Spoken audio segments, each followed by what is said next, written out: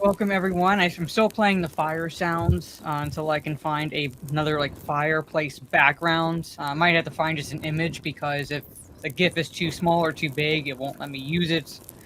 To answer your suggestion, Mike Hill, I would rather go vegan than do that. So I am not touching those books at fucking all. Sorry about the cursing, but there it is. Anyway, welcome everyone. I'm going to read 2 chapters tonight. That's the plan. Basically, I wanted to cover these 2 chapters together because we are going to meet a pivotal character. In this, not just as per the Fellowship, but the overall story itself for Lord of the Rings. And then, my plan is, unless anything changes, to read a chapter per night Thursday and Friday because after these 2 chapters, there are only 2 more left, and that will conclude Book 1 within Fellowship of the Ring. But I'm going to read 2 chapters tonight, chapters 9 and 10, and then if I can start early enough, Thursday, then maybe I'll do the last 2 chapters for the first book Thursday evening and take Friday off, but if not, then it's like a chapter per night. So I'm almost done with the first book of Fellowship of the Ring. So then on to Book 2 in Fellowship. So, we are at the Sign of the Prancing Pony. But welcome everyone, good to see you. Hope you enjoy listening to the live reading. And if you're listening to the replay, I hope you enjoy listening to the replay. So we are at chapter 9, at the Sign of the Prancing Pony. Bree was the chief village of the Breeland, a small inhabited region, like an island in the empty lands round about. Besides Bree itself, there was Staddle on the other side of the hill, Combe in a deep valley a little further eastward, and Archet on the edge of the Chetwood. Lying around Bree Hill and the villages was a small country of fields and tamed woodland only a few miles broad. The men of Bree were brown-haired, broad and rather short, cheerful and independent. They belonged to nobody but themselves. But they were more friendly and familiar with hobbits, dwarves, elves, and other inhabitants of the world about them than was, or is, usual with big people. According to their own tales, they were the original inhabitants and were the descendants of the first men that ever wandered into the west of the middle world. Few have survived the turmoils of the elder days, but when the kings returned again over the great sea, they had found the Bremen still there, and they were still there now, when the memory of the old kings had faded into the grass. In those days, no other men had settled dwellings so far west, or within 100 leagues of the Shire. But in the wildlands beyond Bree, there were mysterious wanderers. The Bree folk called them rangers, and knew nothing of their origin. They were taller and darker than the men of Bree, and were believed to have strange powers of sight and hearing, and to understand the languages of beasts and birds. They roamed at will southwards and eastwards even as far as the Misty Mountains, but they were now few and rarely seen. When they appeared, they brought news from afar, and told strange forgotten tales, which were eagerly listened to, but the Bree folk did not make friends of them. There were also many families of hobbits in the Breeland, and they claimed to be the oldest settlement of hobbits in the world, one that was founded long before even the Brandywine was crossed and the Shire colonized. Again, welcome everyone. They lived mostly in Staddle, though there were some in Bree itself, especially on the higher slopes of the hill, above the houses of the men. The big folk and the little folk, as they called one another, were on friendly terms, minding their own affairs in their own ways, but both rightly regarding themselves as necessary parts of the Bree folk. Nowhere else in the world was this peculiar but excellent arrangement to be found. The Bree folk, big and little, did not themselves travel much, and the affairs of the 4 villages were their chief concern. Occasionally, the hobbits of Bree went as far as Buckland, or the East Farthing, but though their little land was not much further than a day's riding east of the Brandywine Bridge, the hobbits of the Shire now seldom visited it. An occasional Bucklander or adventurous took would come out into the inn for a night or 2, but even that was becoming less and less usual. The Shire hobbits referred to those of Bree, and to any others that lived beyond the borders as outsiders, and took very little interest in them, considering them dull and uncouth. There were probably many more outsiders scattered about in the west of the world in those days than the people of the Shire imagined. Some, doubtless, were no better than tramps, ready to dig a hole in any bank and stay it only as long as it suited them. But in the Breeland, at any rate, the hobbits were decent and prosperous, and no more rustic than most of their distant relatives inside. It was not yet forgotten that there had been a time when there was much coming and going between the Shire and Bree. There was Bree blood and the brandy bucks by all accounts. The village of Bree had some 100 stone houses of the big folk, mostly above the road, nestling on the hillside with windows looking west. On that side, running in more than half a circle from the hill and back to it, there was a deep dike, with a thick hedge on the inner side. Over this the road crossed by a causeway, but where it pierced the hedge it was barred by a great gate. There was another gate in the southern corner where the road ran out of the village. The gates were closed at nightfall, but just inside them were small lodges for the gatekeepers. Down the road, where it swept to the right to go round the foot of the hill, there was a large inn. It had been built long ago when the traffic of the roads had been far greater. For Bree stood in an old meeting of ways.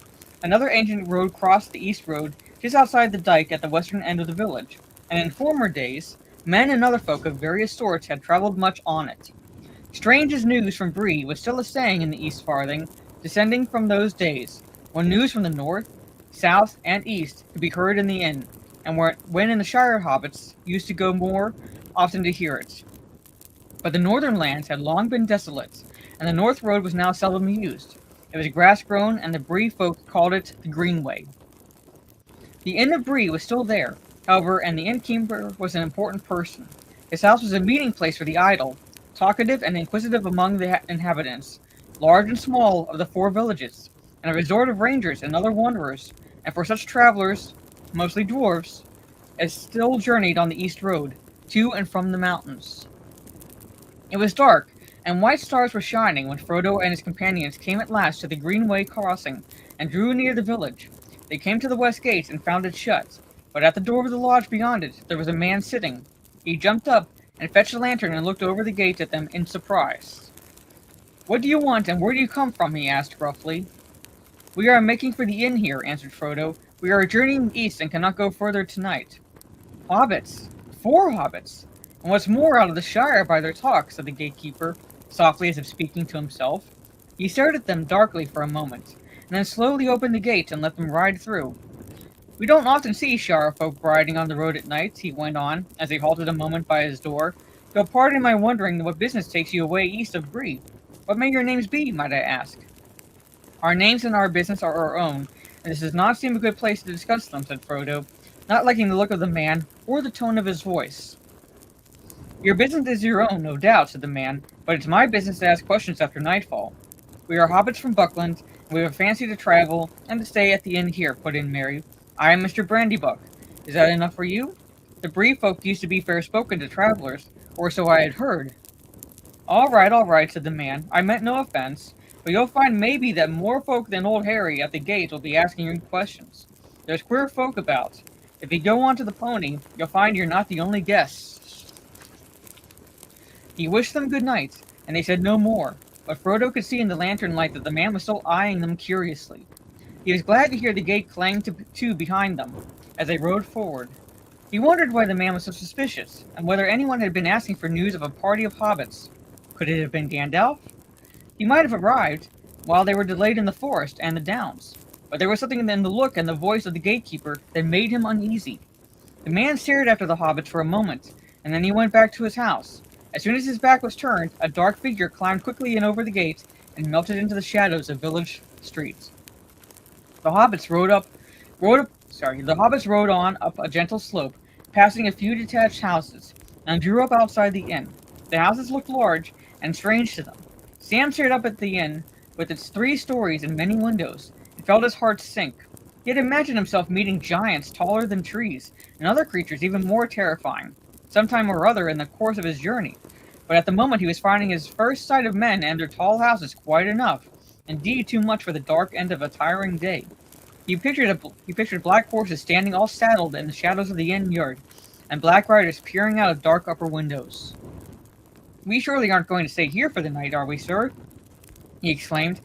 "If there are hobbit folk in these parts, why don't we look for some that would be willing to take us in? It would be more home-like." "What's wrong with the inn?" said Frodo. "Tom Bombadil recommended it. I expect it's home-like enough inside." Even from the outside, the inn looked a pleasant house to familiar eyes. It had a front on the road, and 2 wings running back on land partly cut out of the lower slopes of the hill, so that at the rear, the second floor windows were level with the ground. There was a wide arch leading to a courtyard between the two wings, and on the left under the arch there was a large doorway reaching by a few broad steps. The door was open, and light streamed out of it. Above the arch there was a lamp, and beneath it swung a large signboard. A fat white pony reared up on its hind legs. Over the door was painted in white letters, "The Prancing Pony" by Barliman Butterbur. Many of the lower windows showed lights behind thick curtains. As they hesitated outside in the gloom, someone began singing a merry song inside, and many cheerful voices joined loudly in the chorus. They listened to this encouraging sound for a moment, and they got off their ponies. The song ended, and there was a burst of laughter and clapping. They led their ponies under the arch, and leaving them standing in the yard, they climbed up the steps. Frodo went forward and nearly bumped into a short, fat man with a bald head and a red face. He had a white apron on, and was bustling out of one door and in through another, carrying a tray laden full of mugs. "Can we?" began Frodo. "Half a minute, if you please," shouted the man over his shoulder, and vanished into a babble of voices and a cloud of smoke. In a moment he was out again, wiping his hands on his apron. "Good evening, little master," he said, bending down. "What may you be wanting?" "Beds for 4, and stabling for 5 ponies, if that can be managed. Are you Mr. Butterbur?" "That's right. Barleyman is my name. Barleyman Butterbur, at your service." "You're from the Shire, eh?" he said, and then suddenly he clapped his hand to his forehead as if trying to remember something. "Hobbits," he cried. "Now what does that remind me of?" "Might I ask you your names, sirs?" "Mr. Took, and Mr. Brandybuck," said Frodo, "and this is Sam Gamgee. My name is Underhill." "There now," said Mr. Butterbur, snapping his fingers. "It's gone again, but it'll come back when I have time to think. I'm run off my feet, but I'll see what I can do for you. We don't often get a party out of the Shire nowadays, and I should be sorry not to make you welcome. But there is such a crowd already in the house tonight as there has been for long enough. It never rains, but it pours, we say in Bree. Welcome, everyone." "Hi! Nob!" he shouted. "Where are you, you woolly-footed slow-coach? Nob!" "Coming, sir, coming." A cheery-looking hobbit bobbed out of a door, and seeing travelers, stopped short and stared at them with great interest. "Where is Bob?" asked the landlord. "You don't know? Well, find him, double sharp. I haven't got 6 legs, nor 6 eyes neither. Tell Bob there's 5 ponies that have to be stabled. You must find room somehow." Nob trotted off with a grin and a wink. "Well now, what was I going to say?" said Mr. Butterbur, tapping his forehead. "One thing drives out another, so to speak. I'm that busy tonight. My head is going round. There's a party that came up the Greenway from down south last night, and that was strange enough to begin with. Then there's a traveling company of dwarves going west to come in this evening. And now there's you. If you weren't hobbits, I doubt if we could house you. But we've got a room or two in the north wing that were made special for hobbits when this place was built. On the ground floor, as they usually prefer, brown windows and all as they like it. I hope you'll be comfortable. You'll be wanting supper, I don't doubt, as soon as may be. This way now." He led them a short way down a passage and opened a door. "Here's a nice little parlor," he said. "I hope it will suit. Excuse me now. I'm that busy. No time for talking. I must be trotting. It's hard work for 2 legs, but I don't get thinner. I'll look at it again later. If you want anything, ring the handbell, and Nob will come. If he don't come, ring and shout." Off he went at last, and left them feeling rather breathless. He seemed capable of an endless stream of talk, however busy he might be. They found themselves in a small and cozy room. There was a bit of bright fire burning on the hearth, and in front of it were some low and comfortable chairs. There was a round table already spread with a white cloth, and on it was a large handbell, but Nob the Hobbit servant came bustling in long before they thought of ringing. He brought candles and a tray full of plates. "Will you be wanting anything to drink, masters?" he asked. "And shall I show you the bedrooms, while your supper is getting ready?" They were washed and in the middle of a good deep mugs of beer when Mr. Butterbur and Nob came in again. In a twinkling the table was laid. There was hot soup, cold meats, a blackberry tart, new loaves, slabs of butter, and half a ripe cheese. Good plain food, as good as the Shire could show, and home-like enough to dispel the last of Sam's misgivings, already much relieved by the excellence of the beer. The landlord hovered round for a little, and they prepared to leave them. "I don't know whether you would care to join the company when you have supped," he said, standing at the door. "Perhaps you would rather go to your beds. Still, the company would be very pleased to welcome you, if you had a mind. We don't get outsiders, travelers from the Shire, I should say, begging your pardon, often, and we'd like to hear a bit of news, or any story or song you may have in mind. But as you please, ring the bell if you lack anything." So refreshed and encouraged did they feel at the end of their supper, about 3/4 of an hour's steady going, not hindered by unnecessary talk, that Frodo, Pippin, and Sam decided to join the company. Mary said it would be too stuffy. I shall sit here quietly by the fire for a bit, and perhaps go out later for a sniff of the air. Mind your P's and Q's, and don't forget that you were supposed to be escaping in secret, and are still on the high road and not very far from the Shire. All right, said Pippin. Mind yourself. Don't get lost, and don't forget that it is safer indoors. The company was in a big common room of the inn. The gathering was large and mixed, as Frodo discovered when his eyes got used to the light. This came chiefly from a blazing log fire, for the 3 lamps hanging from the beams were dim, and half veiled in smoke. Barleyman Butterbur was standing near the fire, talking to a couple of dwarves, and 1 or 2 strange-looking men. On the benches were various folk. Men of Bree, a collection of local hobbits, sitting, chattering together. A few more dwarves, and other vague figures difficult to make out in the shadows and corners. As soon as the Shire hobbits entered, there was a chorus of welcome from the Breelanders. The strangers, especially those that had come up in the Greenway, stared at them curiously. The landlord introduced the newcomers to the Bree folk so quickly that, though they caught many names, they were seldom sure who the names belonged to. The men of Bree seemed all to have rather botanical, and to the Shire folk rather odd names, like Rushlight, Goatleaf, Heathertoes, Appledore, Thistlewool, and Ferny, not to mention Butterbur. Some of the hobbits had similar names. The Mugworts, for instance, seemed numerous. Most of them had natural names such as Banks, Brockhouse, Longholes, Sandheaver, and Tunnelly, many of which were used in the Shire. There were several Underhills from Staddle, and as they could not imagine sharing a name without being related, they took Frodo to their hearts as a long-lost cousin. The Bree hobbits were, in fact, friendly and inquisitive, and Frodo soon found that some explanation of what he was doing would have to be given. He gave out that he was interested in history and geography, at which there was much wagging of heads, although neither of these words were much used in Bree dialect. He said he was thinking of writing a book, at which there was a silent astonishment, and that he and his friends wanted to collect information about hobbits living outside the Shire, especially in the eastern lands. A chorus of voices broke out. If Frodo had really wanted to write a book, and had many ears, he would have learned enough for several chapters in a few minutes. And if that was not enough, he was given a whole list of names, beginning with old Barleyman here, to whom he could go for further information.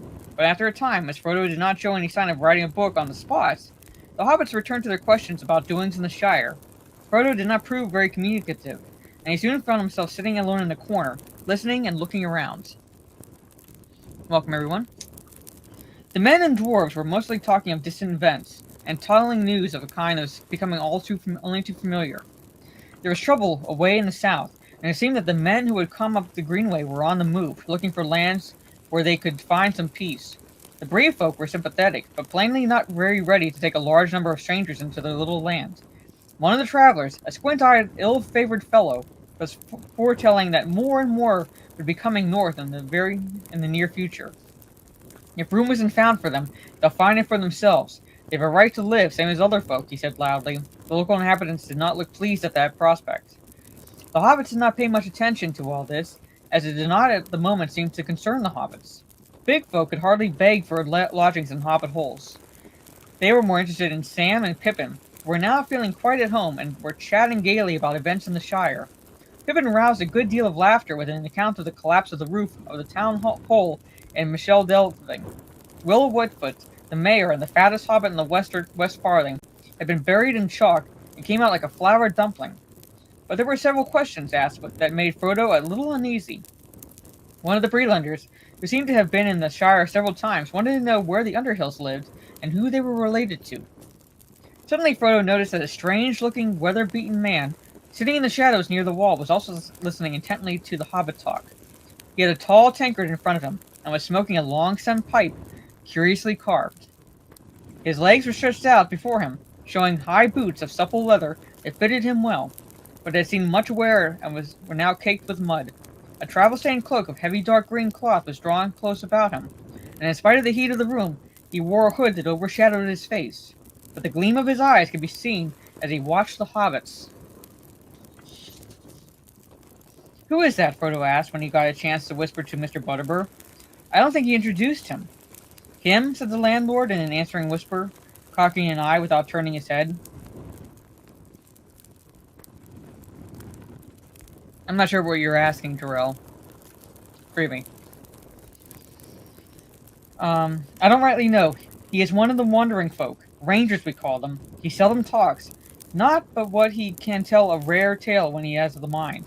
He disappears for a month or a year, and he pops up again. He was in and out pretty often last spring, but I haven't seen him out lately. What his right name is, I've never heard, but he's known around here as Strider.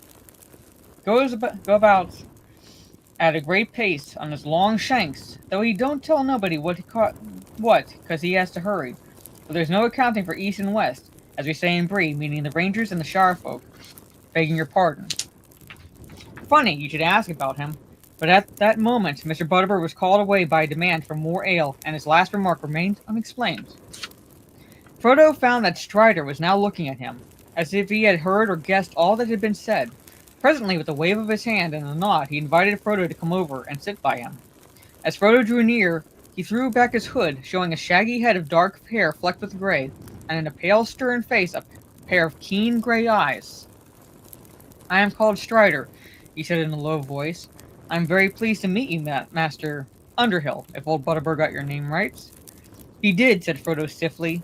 He felt far from comfortable under the stare of those keen eyes. "Well, Master Underhill," said Strider, "if I were you, I should stop your young friends from talking too much. Drink, fire, and chance meeting are pleasant enough. But, well, this isn't the Shire. There are queer folk about. Though I say this shouldn't, you may think," he added with a wry smile, seeing Frodo's glance. "And there have been even stranger travels through Bree lately," he went on, watching Frodo's face. Frodo returned his gaze, but said nothing, and Strider made no further sign. His attention seemed suddenly to be fixed on Pippin. To his alarm, Frodo became aware that the ridiculous young Took, encouraged by his success with the fat mayor of Michel Delving, was now actually giving a comic account of Bilbo's farewell party. He was already giving an imitation of the speech, and was drawing near to the astonishing disappearance. Frodo was annoyed. It was a harmless enough tale for most of the local hobbits, no doubt, just a funny story about those funny people way beyond the river.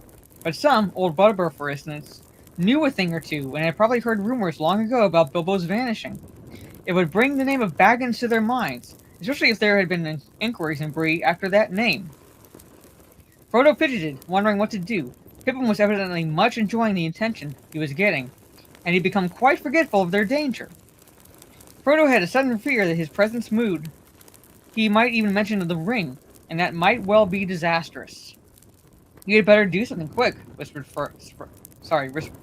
Strider in his ear. Frodo jumped up and stood on a table and began to talk. The attention of Pippin's audience was disturbed. Some of the hobbits looked at Frodo and laughed and clapped, thinking that Mr. Underhill had taken as much ale as was good for him. Frodo suddenly felt very foolish, and found himself, as was his habit when making a speech, fingering the things in his pockets. He felt the ring on his chain, and quite unaccountably, desire came over him to slip it on and vanish out of the silly situation. It seemed to him, somehow, as if the suggestion came to him from outside, from someone or something in the room. He resisted the temptation firmly, and clasped the ring in his hand, as if to keep a hold on it and prevent it from escaping or doing any mischief. At any rate, it gave him no inspiration. He spoke a few suitable words, as they would have said in the Shire. "We are all very much gratified by the kindness of your reception, and I venture to hope that in my brief visit will help you to renew the old ties of friendship between the Shire and Bree," and then he hesitated and coughed. Everyone in the room was now looking at him. "A song!" shouted one of the hobbits. "A song! A song!" shouted all the others. "Come on now, master, sing us something that we haven't heard before." For a moment Frodo stood gaping. Then, in his desperation, he began a ridiculous song that Bilbo had been rather fond of, and indeed rather proud of, for he had made up the words himself. It was about an inn, and that is probably why it came into Frodo's mind just then. Here it is in full. Only a few words of it are now, as a rule, remembered. "There is an inn, a merry old inn, beneath an old great hill, and there they brew a beer so brown that the man in the moon himself came down one night to drink his fill. The ostler had a tipsy cat that plays a 5-string fiddle, and up and down he runs his bow, now squeaking high, now purring low, now sawing in the middle. The landlord keeps a little dog that is mighty fond of jokes. When there's a good cheer among the guests, he cocks an ear at all the jests and laughs until he chokes.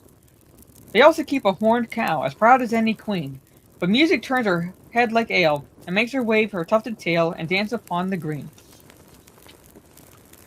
And oh, the rows of silver dishes and the store of silver spoons. For Sunday there's a special pair, and these they polish up with care on Saturday afternoons.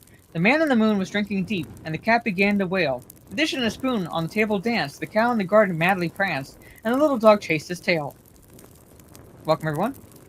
The man in the moon took another mug, and then rolled beneath the chair, and there he dozed and dreamed of ale, till in the sky the stars were pale and dawn was in the air. Then the ostler said to his tipsy cats, the white horses of the moon, they neigh and champ their silver bits, but the master's been and drowned his wits, and the sun will be rising soon. So the cat on his fiddle played hated a little, a jig that would wake the dead. He squeaked and sawed and quickened the tune, while the landlord shook the man in the moon. It's after 3, he said. They rolled the man slowly up the hill and bundled him into the moon, while his horses galloped up in the rear, and the cow came capering like a deer, and the dish ran up with the spoon. Now quicker the fiddle went, diddle-dum-diddle. The dog began to roar, the cow and horses stood on their heads, the guests all bounded from their beds and danced upon the floor. With a ping and a pong and the fiddle strings broke, the cow jumped over the moon, and the little dog laughed to see such fun, and the Saturday dish went off at a run with the silver Sunday spoon. The round moon rolled behind the hill as the sun raced up her head. She hardly believed her fiery eyes, for though it was today, to her surprise, they all went back to bed. There was a loud and long applause. Frodo had a good voice, and the song tickled their fancy. "Where's old Barley?" they cried. "He ought to hear this. Bob ought to learn his cat the fiddle, and then we'd have a dance." They called for more ale and began to shout. "Let's have it again, master. Come on now, once more." They made Frodo have another drink, and then began his song again, while many of them joined in, for the tune was well known, and they were quick at picking up words. It was now Frodo's turn to feel pleased with himself.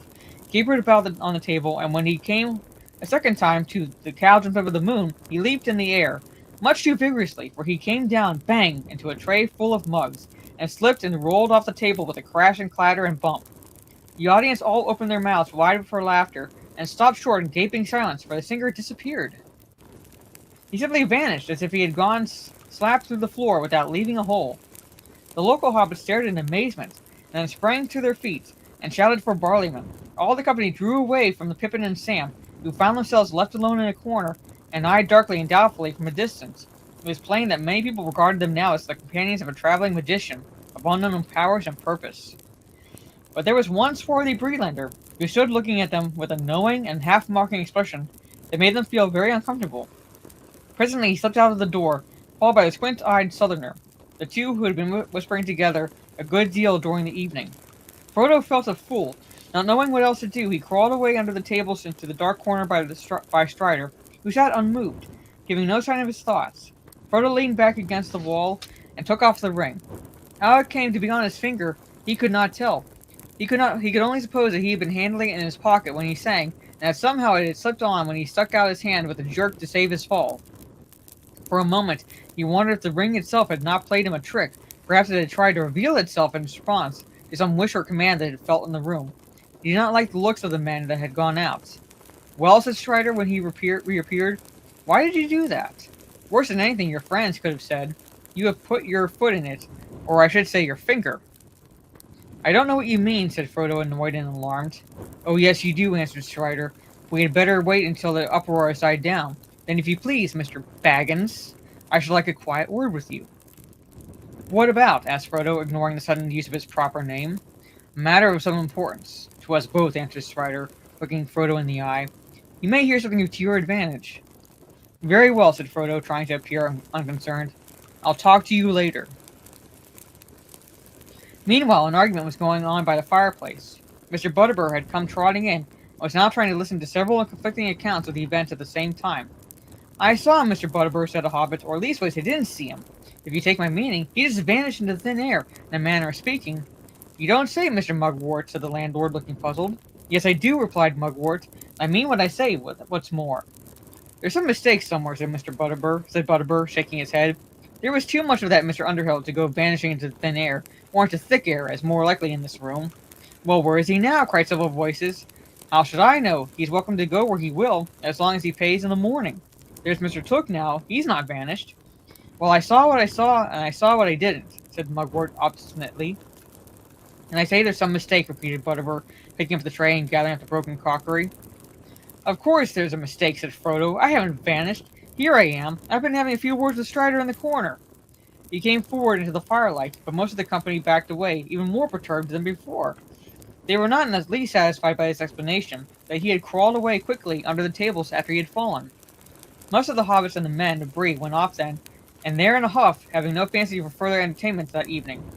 One or two gave Frodo a black look, and departed muttering among themselves. The dwarves and the 2 or 3 strange men, the silver maid got up and said good night to the landlord, but not to Frodo and his friends. Before long, no one was left but Strider, who sat on unnoticed by the wall. Mr. Butterbur did not seem very much put out. He reckoned very probably that his house would be full again on many future nights, until the present mystery had been thoroughly discussed. Now what have you been doing, Mr. Underhill, he asked. Frightening my customers and breaking up my crocks with your acrobatics. I am very sorry to have caused any trouble, said Frodo. It was quite unintentional, I assure you. A most unfortunate accident. All right, said Mr. Underhill, but if you're going to do any more trembling, or conjuring, or whatever it was, you best warn folk beforehand, and warn me. We're a bit suspicious around here, if anything out of the way. Uncanny, if you understand me. And we don't take it to all of a sudden. I shan't be doing anything of the sort again, Mr. Butterbur. I promise you. And I think I'll be getting to bed. We shall be making an early start. Will you see that our ponies are ready by 8 o'clock? Very good. But before you go, I should like a word with you in private, Mr. Underhill. Something had just come back to my mind that I ought to tell you. I hope that you'll not take it amiss. When I've seen to a thing or two, I'll come along to your room, if you're willing. Certainly, said Frodo, but his heart sank. He wondered how many private talks he would have before he got to bed, and what they would reveal. Were these people all in league against him? He began to suspect even old Butterbur's fat face of concealing dark designs. And that ends Chapter 9. I'm going to take a quick drink, and we're going to be on to Chapter 10. Strider.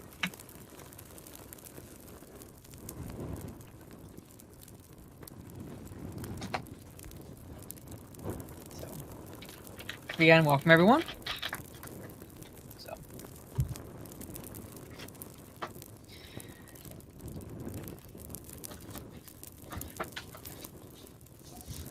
Yes, straight.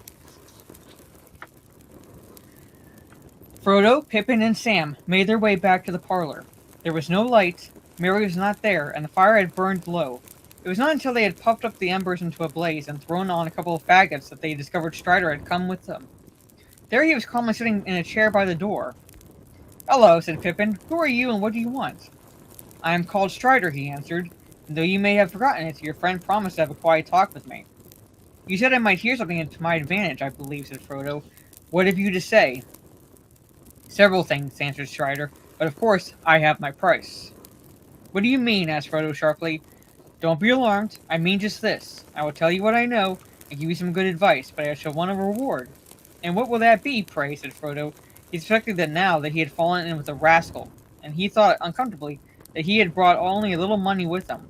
All of it would hardly satisfy a rogue, and he could not spare any of it. No more than you can afford, answered Strider with a slow smile, as if he guessed Frodo's thoughts. Just this. You must take me along with you, until I wish to leave you. Welcome, everyone. Congratulations, Cowman. Oh, indeed, replied Frodo, surprised but not much relieved. Even if I wanted another companion, I should not agree to any such thing until I knew a good deal more about you, and your business. Excellent, exclaimed Strider, crossing his legs and sitting back comfortably. You seem to be coming to your senses again, and that is all to the good. You have been much too careless so far. Very well, I will tell you what I know, and leave the reward to you. You may be glad to grant it when you have heard me. Go on then, said Frodo. What do you mean? What do you know? Too much. Too many dark things, said Strider grimly. But as for your business... Sorry. He got up and went to the door, opened it quickly and looked out. Then he shut it quietly and sat down again. I have quick ears, he went on, lowering his voice, and though I cannot disappear, I have hunted many wild and wary things, and I can usually avoid being seen if I wish. Now I was behind the hedge this evening on the road west of Bree, when 4 hobbits came out of the downlands. I need not repeat all that they said to old Bombadil or to one another, but one thing interested me. Please remember, said one of them, that the name Baggins must not be mentioned. I am Mr. Underhill, if any name must be given. That interested me so much that I followed them here. I slipped over the gate just behind them. Maybe Mr. Baggins has an honest reason for leaving his name behind, but if so, I should advise him and his friends to be more careful.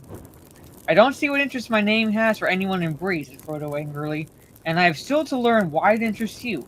Mr. Strider might have an honest reason for spying and eavesdropping, but if so, I should advise him to explain it. Well answered, said Strider, laughing. But the explanation is simple. I was looking for a hobbit called Frodo Baggins. I wanted to find him quickly. I had learned that he was carrying out of the Shire, well, a secret that concerned me and my friends. Now don't mistake me, he cried as Frodo rose from his seat and Sam jumped up with a scowl. I shall take more care of the secret than you do, and care is needed. He leaned forward and looked at them. Watch every shadow, he said in a low voice. Black horsemen have passed through Bree. On Monday one came down the Greenway, they say, and another appeared later, coming up the Greenway from the south. There was a silence. At last Frodo spoke, to Pippin and Sam. I ought to have guessed it from the way the gatekeeper greeted us, he said. And the landlord seems to have heard something. Why did he press us to join the company? And why on earth did we have to behave so foolishly?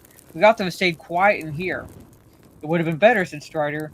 I would have stopped you going into the common room if I could, but the innkeeper would not let me in to see you, or take a message. Do you think he, began Frodo. No, I don't think any harm of old Butterbur. Only he does not altogether like mysterious vagabonds of my sort. Frodo gave him a puzzled look. Well, I have rather a rascally look, have I not? Said Strider with a curl of his lip and a queer gleam in his eye. But I hope we shall get to know one another better.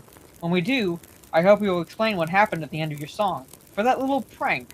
It was sheer accident, interrupted Frodo. I wonder, said Strider. Accident, then. That accident has made your position dangerous. Hardly more than it was already, said Frodo.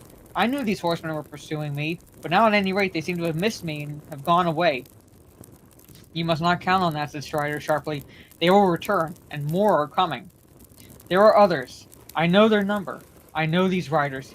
He paused and his eyes were cold and hard. And there are some folk in Bree that are not to be trusted, he went on. Bill Ferny, for instance. He has an evil name in the Breeland, and queer folk call at his house. You must have noticed him among the company, a swarthy, sneering fellow. He was very close with one of the southern strangers, and they slept out together just after your accident. Not all those southerners mean well, and as for Ferny, he would sell anything to anybody, or make mischief for amusement. What will Ferny sell, and what has my accident got to do with him? Said Frodo, still determined not to understand Strider's hints. News of you, of course, answered Strider. An account of your performance would be very interesting to certain people. After that, they would hardly need to be told your real name. It seems to me only too likely that they will hear of it before this night is over. Is that enough? You can do as you like about my reward, take me as a guide or not. But I may say that I know all the lands between the Shire and the Misty Mountains, for I have wandered over them for many years. I am older than I look. I might prove useful. You will have to leave the open road after tonight, for the horsemen will watch it night and day. You may escape from Bree and be allowed to go forward while the sun is up, but you won't go far. They will come on you in the wild, in some dark place where there is no help. Do you wish them to find you? They are terrible. The hobbits looked at him, and I saw with surprise that his face was drawn as with pain, and his hands clenched in the arms of his chair. The room was very quiet and still, and the light seemed to have grown dim. For a while he sat with unseeing eyes, as if walking in distant memory, or listening to sounds in the night far away. There, he cried after a moment, drawing his hand across his brow. Perhaps I know more about these pursuers than you do. You fear them, but you do not fear them enough yet. Tomorrow you will have to escape, if you can. Strider can take you by paths that are seldom trodden. Will you have him? There was a heavy silence. Frodo made no answer.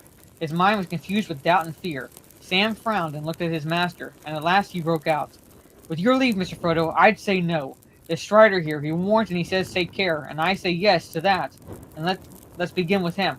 He comes out of the wild, and I had never heard no good of such folk.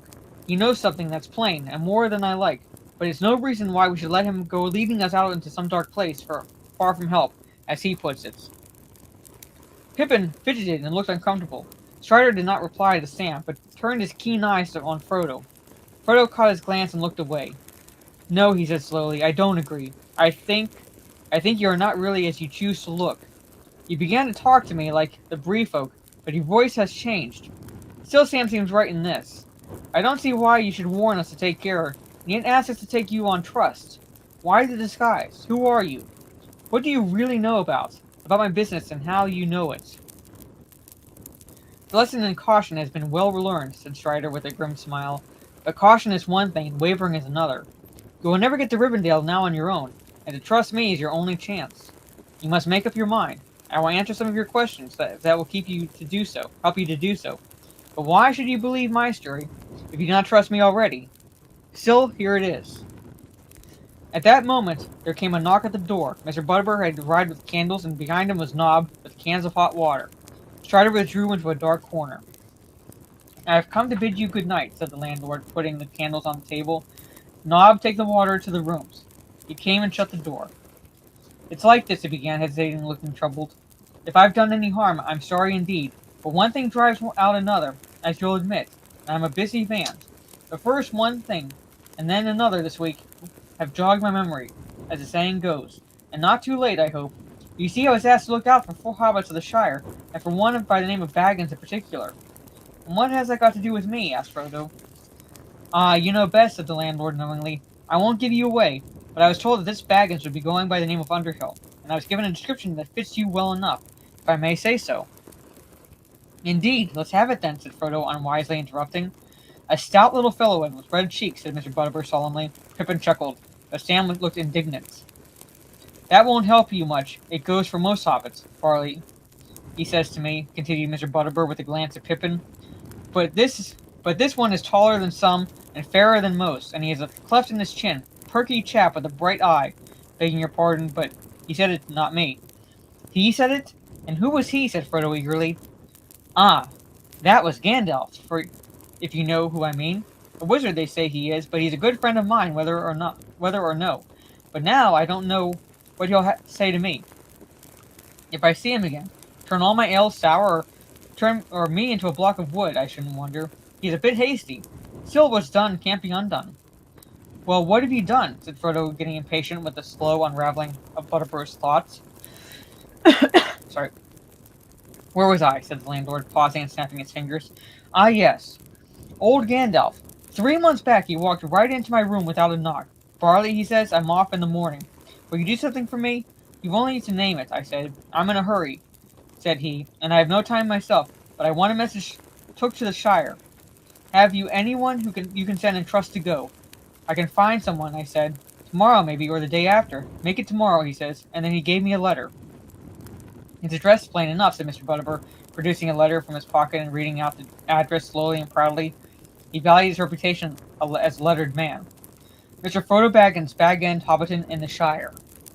A letter from me from Gandalf? Cried Frodo. Ah, said Mr. Butterbur, then your right name is Baggins. It is, said Frodo, and you'd better give me the letter at once, and explain why you never sent it. That's what you came to tell me, I suppose, so you've taken a long time to come to the point. Poor Mr. Butterbur looked troubled. You're right, master, he said, and I beg your pardon.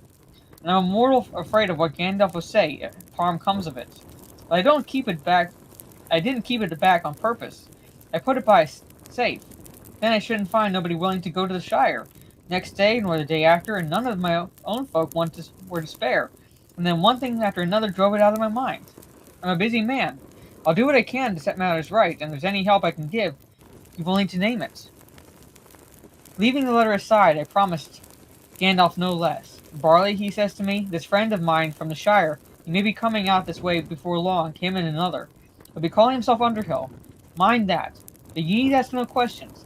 If I'm not with them, he may be in trouble, and he may need help. Do whatever you can for him, and I'll be grateful, he says. And here you are, and trouble is not far off, seemingly. What do you mean? Asked Frodo. These black men, said the landlord, lowering his voice. They're looking for Baggins, and if they mean well, then I'm a hobbit. It was on Monday, and all the dogs were yammering and the geese screaming. Uncanny, I called it. Nob, he came in and told me that 2 black men were at the door asking for a hobbit called Baggins. Nob's hair was all stood on end. I bid the black fellows be off, and slammed the door on them. But they've been asking the same question all the way to Archet, I hear. And that ranger, Strider, he's been asking questions too, Tried to get in here to see you before you had a bite or sup, he said. Or he did. He did, said Strider, suddenly coming forward into the light, and much trouble would have been saved if you had let him in, Barleyman. The landlord jumped with surprise. You, he cried. You're always popping up. What do you want now? He's here with my leave, said Frodo. He came to offer me his help. Well, you know your own business, maybe, said Mr. Butterbur, looking suspiciously at Strider. But if I was in your plight, I wouldn't take up with a ranger. And who would you take up with? Asked Strider. A fat innkeeper who only remembers his own name because people have shouted him all day? They cannot stay in the pony forever, and they cannot go home. They have a long road before them. Will you go with them and keep the black men off? Me? Leave Bree? I wouldn't do that for any money, said Mr. Butterbur, looking really scared. But why can't you stay here quiet for a bit, Mr. Underhill? What are all these queer goings on? What are these black men after? And where do they come from? I'd like to know. I'm sorry I can't explain it all, answered Frodo. I'm tired and very worried, and it's a long tale. But if you mean to help me, I ought to warn you that you will be in danger as long as I am in your house. These black riders, I'm not sure, but I fear they come from Mordor, said Strider in a low voice. From Mordor, Barleyman. If that means anything to you. Save us, cried Mr. Butterbur, turning pale. The name evidently was known to him. That is the worst news that has come to Bree in my time. It is, said Frodo. Are you willing to help me? I am, said Mr. Butterbur, more than ever. But I don't know what the likes of me can do against, he faltered, against the shadow in the east, said Strider quietly. Not much, Barleyman, but every little helps. You can let Mr. Underhill stay here tonight, as Mr. Underhill, and you can forget the name of Baggins till he is far away. I'll do that, said Butterbur. But to find out he's here without help from me, I'm afraid. It's a pity Mr. Baggins drew attention to himself this evening, to say no more. The story of that Mr. Bilbo's going off has been heard before tonight in Bree. Even our Nob has been doing some guessing in his slow pace, and there are others in Bree quicker in the uptake than he is. Well, we can only hope the riders won't come back yet, said Frodo. I hope not indeed, said Butterbur. But spooks or no spooks, they won't get in the pony so easy. Don't you worry till the morning. Nob will say no word. No black man shall pass my doors, while I can stand on my legs. Me and my folk will keep watch tonight, but you had best get some sleep if you can. In any case, we must be called at dawn, said Frodo. We must get off as early as possible. Breakfast at 6:30, please. Right. I'll see to the order, said the landlord. Good night, Mr. Baggins. Underhill, I should say. Good night. Now, bless me, where's your Mr. Brandybuck? I don't know, said Frodo with sudden anxiety. They had forgotten all about Merry, and it was getting late. I'm afraid he is out. He said something about going out for a breath of air. Well, you do want looking after, and no mistake. Your party might be on holiday, said Butterbur. I must go and bar the doors quick, but I'll see your friend is let in when he comes. I'd better send Nob to look for him. Good night to you all. At last Mr. Butterbur went out, with another doubtful look at Strider and a shake of his head. His footsteps retreated down the passage. Well, said Strider, when are you going to open that letter? Frodo looked carefully at the seal before he broke it.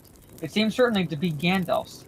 Inside, written in the wizard's strong but graceful script, was the following message. The Prancing Pony Bree, Mid-Year's Day, Shire Year 1418. Dear Frodo, bad news has reached me here.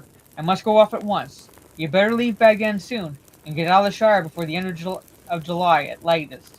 I will return as soon as I can, and I will follow you if I find that you are gone. Leave a message for me here, if you pass through Bree. You can trust the landlord, Butterbur. You may meet a friend of mine on the road, a man, lean, dark, tall, by some called Strider. He knows our business and will help you. Make for Rivendell. There I hope we may meet again. If I do not come, Elrond will advise you. Yours in haste, Gandalf. P.S. Do not use it again, not for any reason whatsoever. Do not travel by night. P.P.S. Make sure that it is the real Strider. There are many strange men on the roads. His true name is Aragorn. All that is gold does not glitter. Not all those who wander are lost. The old that is strong does not wither. Deep roots are not reached by the frost. From the ashes of fire shall be woken. A light from the shadows shall spring. Renewed shall be blade that was broken. The crownless again shall be king. P.P.P.S. I hope Butterbur sends this promptly. A worthy man, but his memory is like a lumber room. Thing wanted always buried. If he forgets, I shall roast him. Farewell. Frodo read the letter to himself and then passed it to Pippin and Sam. Really, old Butterbur has made a mess of things, he said. He deserves a roasting. If I had got this at once, we might have all been safe in Rivendell by now. But what can have happened to Gandalf? He writes as if he was going into great danger. He has been doing that for many years, said Strider. Frodo turned and looked at him thoughtfully, wondering what Gandalf's second postscript. Why didn't you tell me that you were Gandalf's friend at once? He asked. It would have saved time. Would it? Would any of you have believed me till now? Said Strider. I know nothing of this letter. For all I knew, I had to persuade you to trust me without proofs, if I was to help you. In any case, I did not intend to tell you all about myself at once. I had to study you first, and make sure of you. The enemy has set traps for me before now. As soon as I had made up my mind, I was ready to tell you whatever you asked. But I must admit, he added with a queer laugh, that I hoped you would take to me for my own sake. A haunted man sometimes wearies of distrust and longs for friendship. But there I believe my looks are against me. They are. At first sight at any rate, laughed Pippin with sudden relief after reading Gandalf's letter. But handsome as handsome does, as we say in the Shire. And I dare say we shall all look much the same after lying for days in hedges and ditches. It would take more than a few days or weeks or years of wandering in the wild to make you look like Strider, he answered. And you would die first, unless you were made of sterner stuff than you look to be. Pippin subsided, but Sam was not daunted, and he still eyed Strider dubiously. How do we know you are the Strider that Gandalf speaks about? He demanded.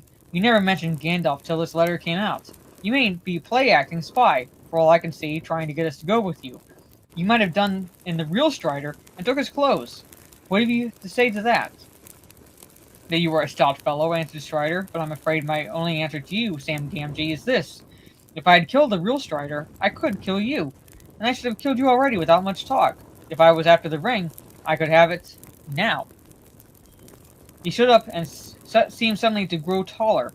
In his eyes gleamed a light, keen and commanding. Throwing back his cloak, he laid his hand on the hilt of a sword that hung concealed by his side. They did not dare move. Sam sat wide-mouthed, staring at him dumbly. But I am the real Strider, fortunately, he said, looking down at them, with his face softened by a sudden smile. I am Aragorn, son of Arathorn, and if by life or death I can save you, I will. There was a long silence. At last, Frodo spoke with hesitation. I believe that you were a friend before the letter came, he said, or at least I wished to. You have frightened me several times tonight, but never in the way that servants of the enemy would, or so I imagine. I think one of his spies would, well, seem fairer and feel fouler, if you understand. I see, laughed Strider. I look foul, and feel fair. Is that it? All that is gold does not glitter? Not all those who wander are lost? Did the verses apply to you, then? Asked Frodo. I could not make out what they were about. But how did you know that they were in Gandalf's letter, if you have never seen it? I did not know, he answered, but I am Aragorn, and those verses go with that name. He drew out his sword, and they saw that the blade was indeed broken, a foot below the hilt. Not much use is it, Sam, said Strider, but the time is near when it shall be forged anew. Sam said nothing. Well, said Strider, with Sam's permission, we will all call that settled. Strider shall be your guide. And now I think it is time for you went to bed, and took what rest you can. We shall have a rough road tomorrow. Even if we are allowed to leave Bree unhindered, we can hardly hope now to leave it unnoticed. But I shall try to get lost as soon as possible. I know one or two ways out of Breeland, other than the main road. If once we shake off the pursuit, I shall make for Weathertop. Weathertop? Said Sam. What's that? It is a hill, just to the north of the road, about halfway from here to Rivendell. It commands a wide view of all around, and there we shall have a chance to look about us. Gandalf will make for that point, if he follows us. After Weathertop, our journey will become more difficult, and we shall have to choose between various dangers. When did you last see Gandalf? Asked Frodo. Do you know where he is or what he is doing? Strider looked grave. I do not know, he said. I came west with him in the spring. I have often kept watch on the borders of the Shire in the last few years, when he was busy elsewhere. He seldom left it unguarded. We last met on the 1st of May, at Sawn Ford, down the Brandywine. He told me that his visits with you had gone well, and that you would be starting up for Rivendell in the last week of September. As I knew he was at your side, I went away on a journey of my own, and that has proved ill, for plainly some news reached him, and I was not at hand to help. I am troubled, for the first time since I have known him. When we should have had messages, even if he could not come himself. When I returned many days ago, I heard the ill news. The tidings has gone far and wide that Gandalf was missing and the horsemen had been seen. It was the elven folk of Gildor that told me this, and later they told me that you had left your home.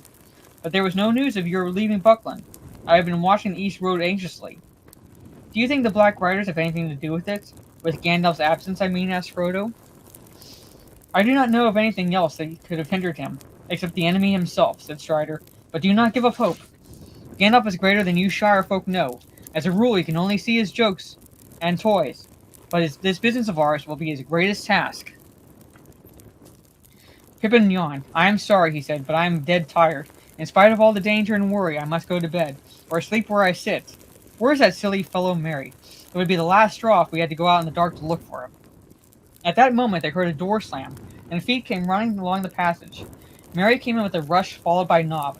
He shut the door hastily and leaned against it. He was out of breath. They stared at him on alarm for a moment before he gasped. I have seen them, Frodo. I have seen them. Black Riders. Black Riders? Cried Frodo. Where? Sorry. Here, in the village. I stayed indoors for an hour. Then as you did not come back, I went out for a stroll. I'd come back again and was standing just outside the light of the lamp, looking at the stars. Suddenly I shivered and felt something horrible was creeping near. There was a sort of deeper shade among the shadows across the road, just beyond the edge of the lamplight. It slid away at once into the dark without a sound. There was no horse. Which way did it go? Asked Strider suddenly and sharply. Merry started, noticing the stranger for the first time. Go on, said Frodo. This is a friend of Gandalf's. I will explain later. It seemed to make off up the road, eastward, continued Merry. I tried to follow. Of course, it vanished almost at once. But I went around the corner and as far as the last house on the road. Strider looked at Merry with wonder. You have a stout heart, he said, but it was foolish. I don't know, said Merry. Neither brave nor silly, I think. I could hardly help myself. I seemed to be drawn somehow. Anyway, I went and suddenly I heard voices by the hedge. One was muttering and the other was whispering or hissing. I couldn't hear a word that was said. I did not creep any closer because I began to tremble all over. Then I felt terrified and I turned back. I was just going to bolt home when something came behind me and I fell over. I found him, sir, put in Nob. Mr. Butterbur sent me out with a lantern. I went down to West Gate and then came back up towards South Gate. Just nigh Bill Ferny's house I thought I could see something in the road. I couldn't swear to it, but it looked to me as if two men were stooping over something lifting it. I gave a shout, but when I got up to the spot, there was no signs of them, and only Mr. Brandybook lying by the roadside. He seemed to be asleep. I thought I had fallen into deep water, he says to me, when I shook him. Very queer he was. And as soon as I had roused him, he got up and ran back here like a hare. I'm afraid that's true, said Merry, though I don't know what I said. I had an ugly dream, which I can't remember. I went to pieces. I don't know what came over me. I do, said Strider. The Black Breath. The riders must have left their horses outside and passed back through the South Gate in the secret. They will know all the news now, for they have visited Bill Ferny, and probably that Southerner was a spy as well. Something may happen in the night, before we leave Bree. What will happen, said Merry. Will they attack the inn? No, I think not, said Strider. They are not all here yet, and in any case, that is not their way. In dark and loneliness they are strongest. They will not openly attack a house, where there are lights and many people. Not until they are desperate. Not while all the long leagues of Eriador still lie before us. But their power is in terror, and already some in Bree are in their clutch. They will drive these wretches to some evil work. Ferny and some of the strangers, and maybe the gatekeeper too. They had words with Harry at Westgate on Monday. I was watching them. He was white and shaking when they left him. We seem to have enemies all around, said Frodo. What are we to do? Stay here and do not go to your rooms. They are sure to have found out which those are. The hobbit rooms have windows looking north and close to the ground. You will all remain together and bar this window and the door. But first, Nob and I will fetch your luggage. While Strider was gone, Frodo gave Merry a rapid account of all that had happened since supper. Merry was still reading and pondering Gandalf's letter when Strider and Nob returned. Well, master, said Nob, I have ruffled up the clothes and put in the bolster down in the middle of each bed. And I made a nice imitation of your head with a brown woolen mat, Mr. Underhill, sir, he added with a grin. Pippin laughed. Very lifelike, he said, but what will happen when they penetrate the disguise? We shall see, said Strider. Let us hope to hold the fort till the morning. Welcome, everyone. Good night to you, said Nob, and went off to take his part in the watch on the doors. Their bags and gear they piled on the parlor floor. They pushed a low chair against the door and shut the window. Peering out, Frodo saw that the night was still clear. The sickle was swinging bright above the shoulders of Bree Hill. He then closed and barred the heavy inside shutters and drew the curtains together. Strider built up the fire and blew out all the candles. The hobbits lay down on their blankets with their feet towards the hearth, but Strider settled himself in the chair against the door. They talked for a little, for Merry had several questions to ask. Jumped over the moon, chuckled Merry as he rolled himself in his blankets. Very ridiculous of you, Frodo. But I wish I had been there to see it. The worthies of Bree will be testing it 100 years hence. I hope so, said Strider. Then they all fell silent, and one by one the hobbits dropped off to sleep. And that's where we'll end. We'll pick up with Chapter 11, A Knife in the Dark. And as I said at the beginning of the stream, ladies and gentlemen, again, thank you for tuning in and listening, and hope you enjoy listening to the replay. Unless I'm able to start earlier on Thursday evening, my plan is to read a chapter per night, Thursday and Friday, because there are only 2 more chapters remaining in the first book of the Fellowship of the Ring. And that will be, and so once I pick up again, beginning next week, we'll be beginning book 2 within our journey of Fellowship of the Ring. So again, like I said, unless I can start early on Thursday, which I kind of doubt, I'll be reading 1 chapter per night, Thursday and Friday. And we'll be ending our journey with book 1 and beginning book 2 next week. So thank you, everyone. Tomorrow on YouTube will be the personal top 10 list of 1996 movies that I do with Steve Kenobi. Then Thursday and Friday, either just Thursday or Thursday and Friday will be the reading streams. And Saturday, I plan to do a gaming stream in the evening, since I skipped last night because I wasn't feeling well. So tune in for that on my Kick and Twitch. And then, if my nerdy home remembered the laptop that she said that she had going to MegaCon, we will still be having Talk Nerdy to Us this Sunday evening, about 8:30 p.m. Eastern, on my channel, on my YouTube channel, this channel here. Sorry, dry throats. So on that note, ladies and gentlemen, have a good rest of your day or evening wherever you are in the world. And I will see you all tomorrow on YouTube for the top 10 list, and then Thursday and or Friday, finishing up first book 1 of Fellowship of the Ring. Good night, and stay safe, and have a good rest of your day or evening wherever you are in the world.